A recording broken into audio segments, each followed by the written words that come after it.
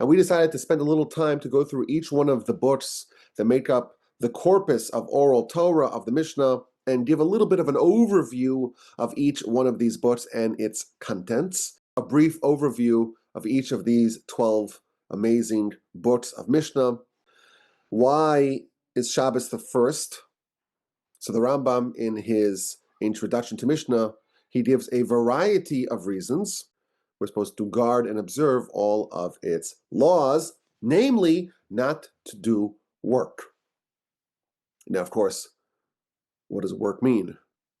If we have nebulous words and they're subject to every individual's interpretation, we'll have as many Torahs as there are opinions. And thus, you can deconstruct all the laws of Shabbos by figuring out exactly what you need to do. Every single step of building the tabernacle, that will be its own violation of Shabbos. So, for example, the first of the prohibited activities on Shabbos is to plant.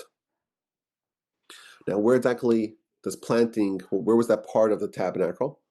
Well, part of the tabernacle is you have to have the showbreads, the lechem hapanim, upon the table, upon the shulchan. Well, how do you have showbreads? You have to have bread. Well, how do you have bread? Well, you have to have flour. Well, how do you get flour? You have to have wheat. Well, how do you get wheat? Well, you got to plant it. What does planting mean?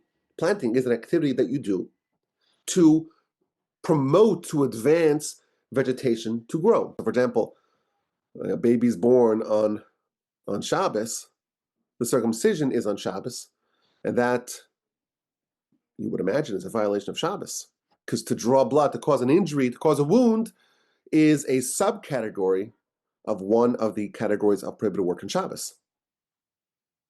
And therefore, what do? You have to circumcise on day 8, but day 8 is Shabbos, and you can't circumcise on Shabbos. We have an irreconcilable conflict. So, of course, we know the halacha. Ubiyoma Shmini, on the 8th day, the Torah tells us the circumcision happens even if it is on Shabbos.